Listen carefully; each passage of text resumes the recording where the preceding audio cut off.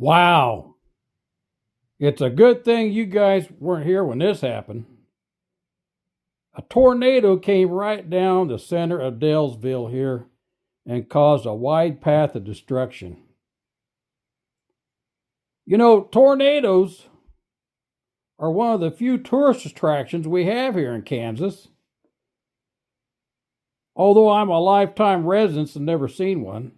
Now, this was such a bad tornado, it even lifted roadbed, which is a bit unusual. But I wouldn't be too concerned about it because every cloud has a silver lining. And I have a funny feeling this is going to lead to some necessary improvements for this town scene. So please come along with me while I redo my town scene on this episode of Dale's Rails. And naturally, since I start to film it, it's decided to be a booger, so apologize for that.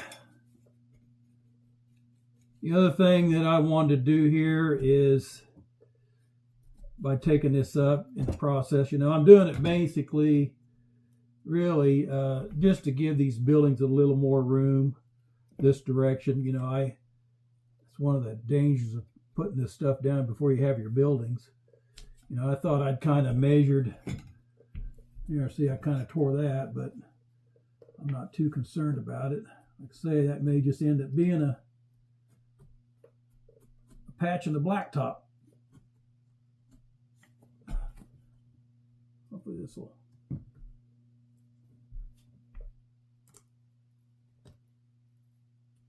Seems like it's kind of hard to get started, but once you get it started, hopefully it'll get going again. There, maybe. Gonna have to be a little careful. This stuff's fairly thin, so but it's pretty tough stuff. Wow, that's really not good.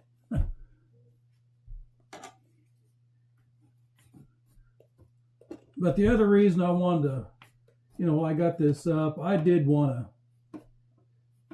I'm going to lay down a center strip of probably just drywall mud, just so I can get me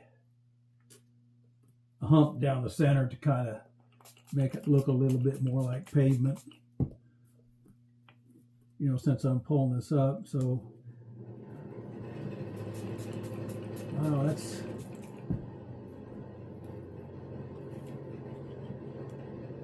taking a lot of paper up. That's not good, but I can fix that with drywall mud. That isn't any big deal, really. Surprised it's pulling that much. Didn't have that problem on the other side, taking this paper up like that. A little bit surprised about that. Well, there we go. We can get her started. I think it'll start to come off there now. This right here, I can see what the deal is. Yeah, you can see here I used a lot of glue just so I could make sure I got that seamed good. Apparently, it's what that's all about. But once I get past that, it's coming up pretty good. So, got a little tear there. I don't think that's going to hurt anything. That'll just end up looking like a crack in the side or in the asphalt, so I'm not too worried about that. As long as I can get it to come up. Even if it chunks a piece out of it, I'm not too concerned.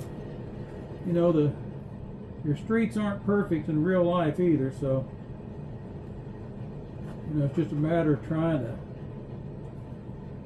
pull off a convincing patch job. So I haven't done that before, so that's part of the fun for this of me is I'm doing a lot of stuff I haven't done before, so which I'm learning a lot of stuff, a lot of new stuff, kind of as I go.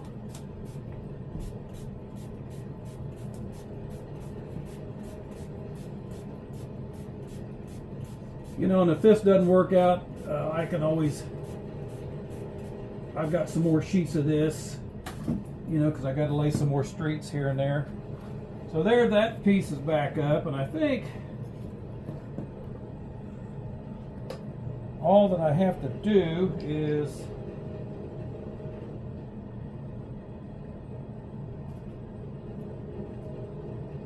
find the piece I removed here. Huh.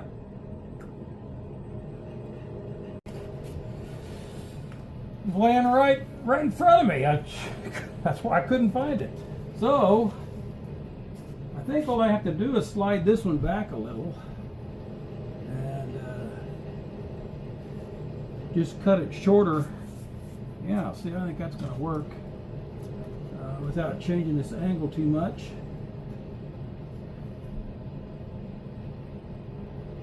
Just pulling this back away a little. Looks to me like this piece here, oh, this piece wasn't cut right anyway, so I may just replace this piece anyway, just because it looks like I miscut it. I must have painted it black there where it didn't show, but yeah, it's kind of not quite cut quite right. So yeah, I think all I have to do is just pull this piece back.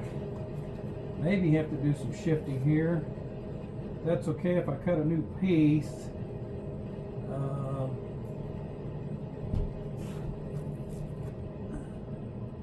See if this is,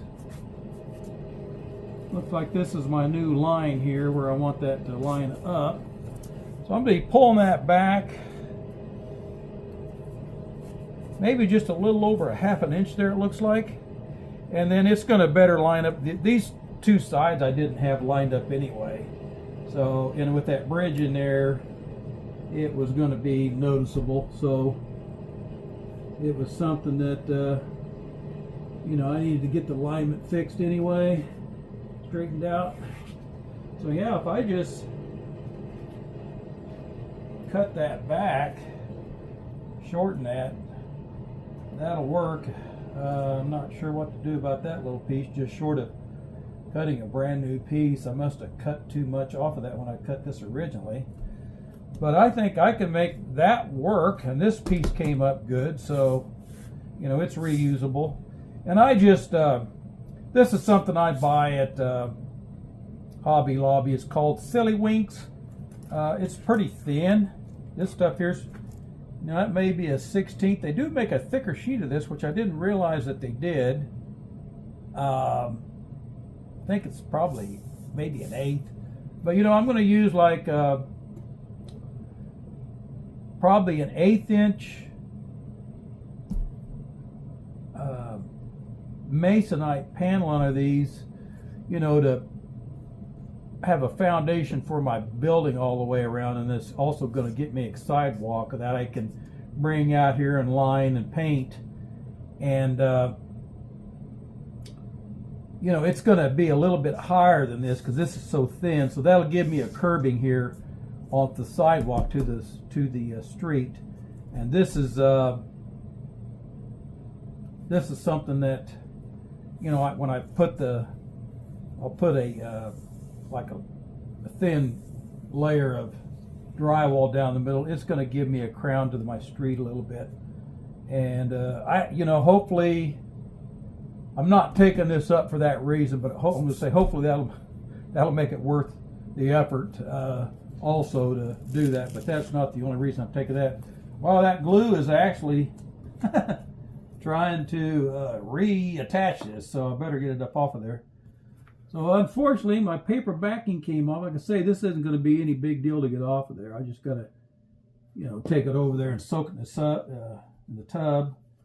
You know, this putty knife will take it off of there if nothing else. I was wondering why that was so hard coming off, but I can see how the thickness of the glue I had on each side of this, at least this side of the seam. I must have laid this piece first and then butted that to that, and then really got a lot of glue under this piece here. You know, I can go through here and I'm going to go get a sponge and then I'll mop a lot of this up so that's not, that glue won't stay there like that. So keep posted. I'm going to be working on this area, kind of subject you guys to some redoing, and then also hopefully I can get this part of my layout done. Getting the basic idea done that I'm trying to do here, and hopefully I can get some. It'll be interesting when I get this water's edge painted in here and get the bridge set back in. If that really helps with creating some depth by a 3D image. The bridge will go back in here. I needed this bridge to be higher, but it's a challenge with the with the street level I got to go down to. I can ramp it, of course, but this bridge gets high enough, it's into these buildings. So now I'm almost to the point where I'm probably gonna have to raise that building a little bit, which will help. So that's part of the challenge I got here, is trying to get some height over this bridge and without it being too high with the surrounding buildings and the road surface. I didn't really want to go down that low, but it looks like I really need to be lower. So I'll have to see. One of the things I'm taking advantage of since I've pulled my road bed back up is I want to put a hump down the middle, just so it looks a little more like a road instead of flat. This is, I'm just using a little bit of drywall mud here, and just figured that'd be the easiest thing that I could put down like this.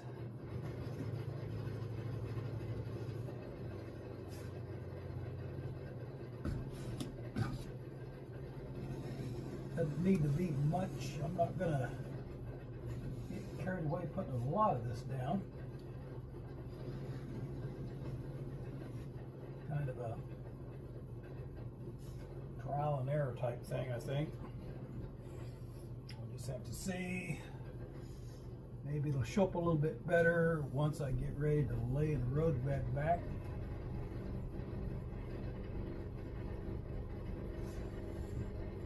I'm just going down and have a couple of reference lines here I put down. I'm just trying to go down between the center of those is all I'm doing.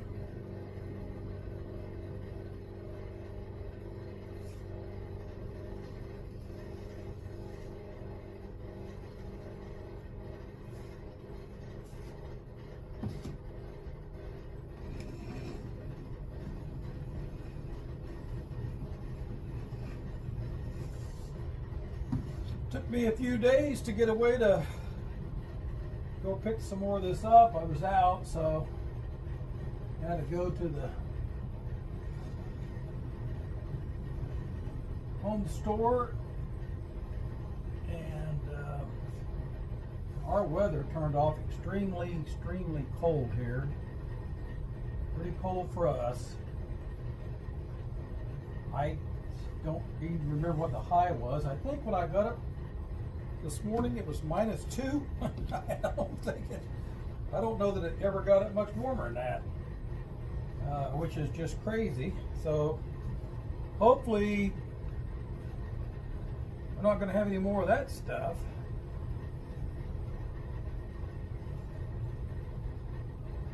I'm just about ready for the winter to be over with, really. But it's good for getting projects like this done.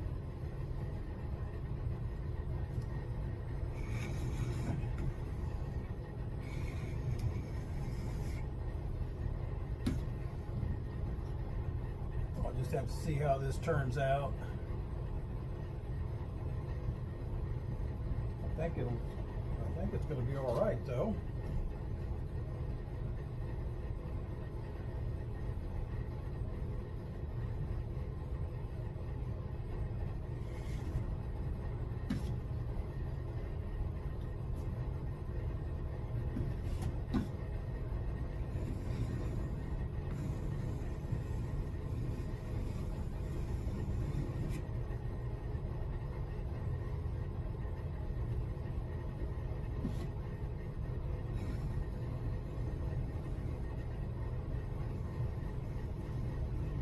just glad I got this to come up without too much trouble.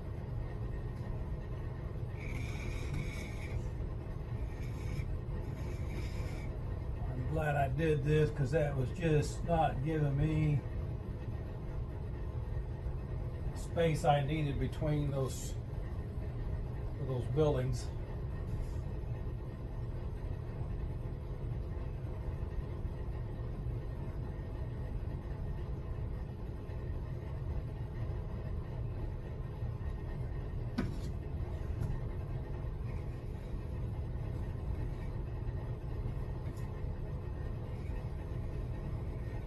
Here's where the paper came out, so I should be able to just fill it back in with this.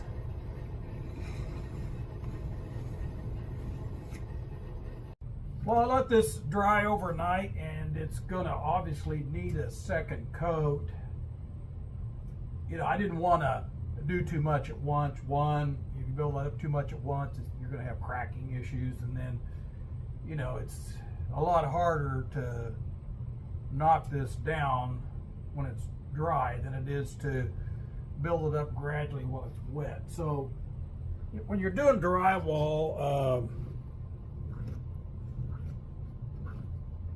compound like this, you know, it doesn't matter if you're doing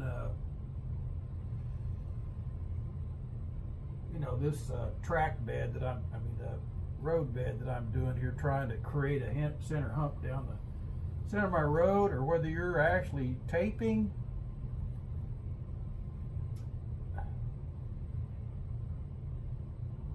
you know, a wallboard. The procedure is really the same, you know, and I'm not a professional at this by any means. You know, I do a lot of it myself for my own use, but I'm not a professional. But what you want to do is you're actually putting pressure on this side, on this corner, and you're letting this side float. So you want to, what I want to say, cramp your blade to feather this in. And then what this is going to do by putting some pressure on this, and I'm not getting carried away with a lot of pressure here. I just, you know, I've got a little bit more pressure than obviously the weight of the knife, and then just slowly dragging this along by cramping that like that. It's going to feather this edge while moving more of the mud to the center of the joint, or the center of the road. And when you're doing this side, it's the opposite. You're going to put more pressure on this corner, and you're going to let this corner float. And what that's going to do, that's going to feather this side. And this is how you eliminate the need for a lot of sanding afterwards also. So this side here, I'm going to feather this edge, just try to, you know, this is all just done by feel. There isn't really any guides that I'm using or anything.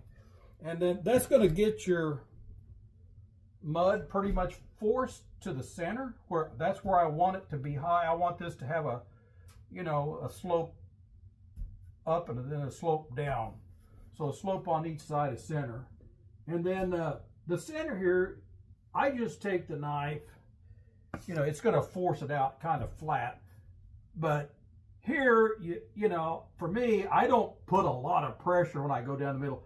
I just basically run this knife, and I'm pretty much just using just the weight of the knife to do this. You don't need a lot of pressure. You don't want a lot of pressure because then you're going to knock the center down. All I'm trying to do is knock that ridge down a little bit.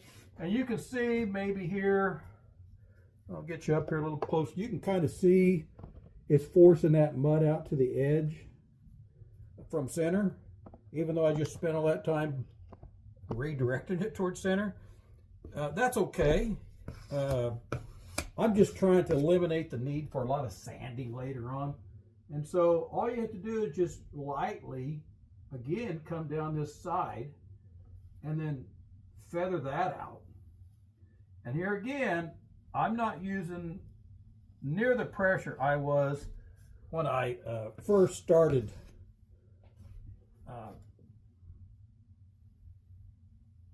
feathering this out.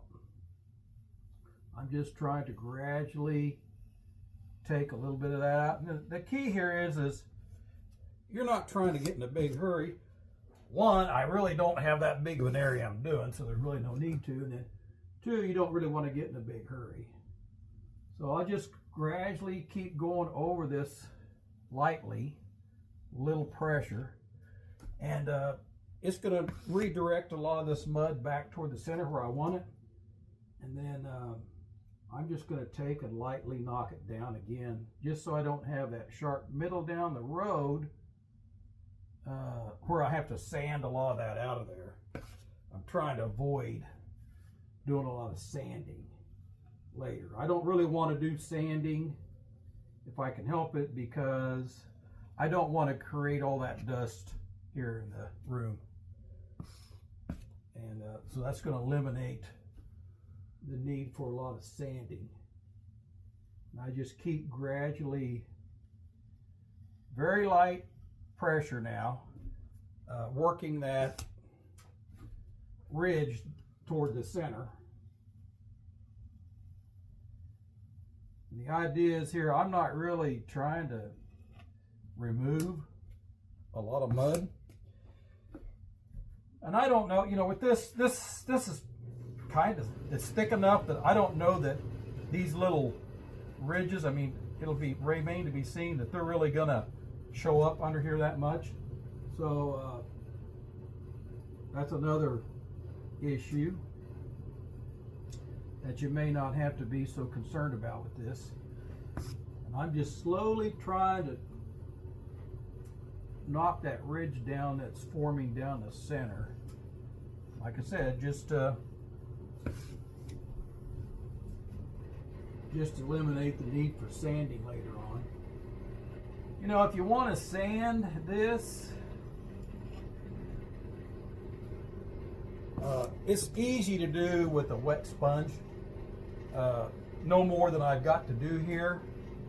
This can easily be knocked down later with a damp sponge, and that'll eliminate the need for creating dust through conventional sanding and sandpaper sanding means. And so hopefully this is enough crown here that's going to show up. I really can't put this, no, maybe I can put it down there. Yeah, see, I think that's going to give me enough crown on there. I can feel that the center is high.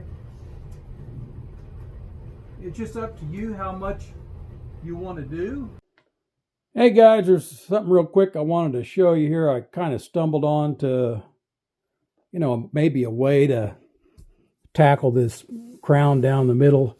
I just put these road sections back down and just took my finger and smoothed over that sharp line of mud that's hard to remove out of the middle, and just kind of rubbed my hand over it, and this kind of acted like a form.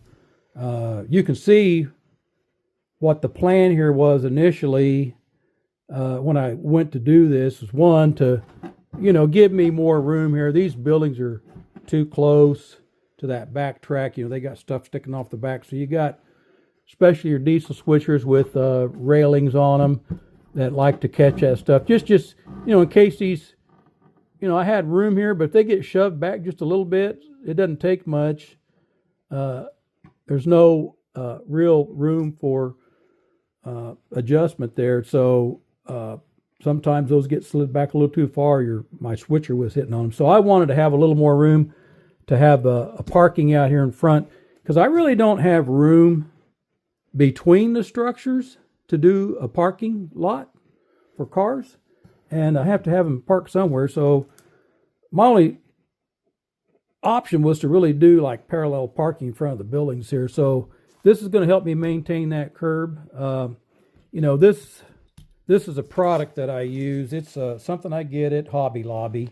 It's called Silly Winks. It's comes in a 12 by 18 inch sheet. It comes oddly with a thickness dimension that I don't know what 2 millimeters is. Maybe our Brothers from another mother in UK, they probably know what 2 millimeters is. All I know is it's really thin. They do make a thicker version of this, I found out. But this stuff is really tough. You see me pull it up. I was pulling on that pretty hard. The other thing I like about it is you can kind of weather it up and do some stuff to it to make it look more like asphalt. You know, you can cut lines in it, you know, crack lines in it pretty easy with a X-Acto knife. This stuff's easy to cut with an X-Acto knife, and it's, you know, I cut most all of mine with these scissors. It cuts really, really well with scissors. In fact, you can do some very finite trimming with scissors, much like you're trimming paper. So that's what I liked about working. The biggest issue I had with it is it's hard to find anything to draw on it, you know, to draw your radius line so you know where to cut to. So that would probably be the biggest issue. I used a red magic marker and it worked, but I can't say I recommend it. I had a hard time getting all that red out of there. Even though I paint this, you know, I paint this, I don't leave it black. You know, these do come in a multitude of colors, these sheets do. I use the black one, and I just paint it with gray craft paint and a lot of water. I probably use 80-20. 20% craft paint, 80% water. I don't really measure it. I just kind of, you know, use a wet sponge and dab my sponge in it. And if you get it too thick starting out, I mean, you kind of want to start taking that off like on a newspaper, paper towel or something, and kind of blottle off your kind of dry sponge. It's going to be pretty wet, so there's going to be a lot of residual that clings into the sponge anyway. And this stuff acts like a sponge because it's a foam product. And I just start daubing. And if you start daubing in an area and it's too strong, what you want to do on these craft paints, you want to go right into water right away and get mostly water and start daubing, and then just start pulling it out. And then you're not going to have a real strong concentration of a single color in one spot. You just keep working it until you start spreading it and thinning it out until you get, you know, some colorization that you're after. This has been taking a lot of abuse, so I've got some spots in here that showed up, you know, where the coloring's coming out of it. You know, and that may not hurt anything. It may add to the weathering, actually. It's accidental weathering. But this area here is what I'm focusing on right now, trying to get all this scenery here done. My bridge in, river done, the road connected to my bridge, and get my road bed put back in. Then I can start working on my scenery elements, and I'm working in this direction. And that's, to me, the way I like the flow to go. I know I got buildings spread out, but you almost have to have those buildings in place to know how to do the scenery elements around them. So there's a lot that goes on in here that one thing affects another, and it's, you know, it's like which comes first, the chicken or the egg? You don't really know. So there's a lot of different ways you can do this, and everybody's going to second guess what's the right way. But for me, it's just, this is all new, and I'm learning as I go. So that's just one of the natures of doing this hobby. And you know, I even got back in here and put in my, started putting my mat back in, because you've seen where I did my, redid my turnouts here. And, you know, I thought I'd go ahead and get my scenery back in, because I didn't want it sitting around in a box somewhere forever. And unfortunately, you know, I've got a little bit ahead of myself. You know, I've seen some debris between those rails, which probably really isn't that big a deal, because I'm going to end up painting and ballasting that track anyway. And but you know me, you know, I see a piece of white sheetrock mud in between something. It's got to come out of there. You know, it doesn't belong there. So I started, you know, using a vacuum sweeper, and it's got a lot of suction power to sweep in between my rails. You know, and it caught my Matt Theron before I could say, yeah, it was in the vacuum cleaner just that quick. It's got a lot of suction power. You know, it's even got enough power to suck a Ford F-150. Ask me how I know. I mean, if you do it enough times, I think I might have stumbled onto a way to weather vehicles. So you guys that might be interested in trying that, just keep sucking your vehicles in your vacuum cleaner. You might want to put a few rocks in there too while you're at it, and it'll probably help that weathering process a little quicker. But this is the plan that I'm doing. Eventually I will get all the way around, and that's where I will end. And yes, I do have a lot of work there to do yet. I got to fill in a lot of areas, do scenery, lighting. I got to ballast that yard over there yet. And so these are the things that'll be upcoming. You know, in the meantime, I've got some other things that I'm working on as far as run-up sessions, so I plan on doing a few of those in between some of these videos. So that's all I have for this episode. So until next time, stay tuned, same time, same station. You're watching Dale's Rails, and thanks for watching.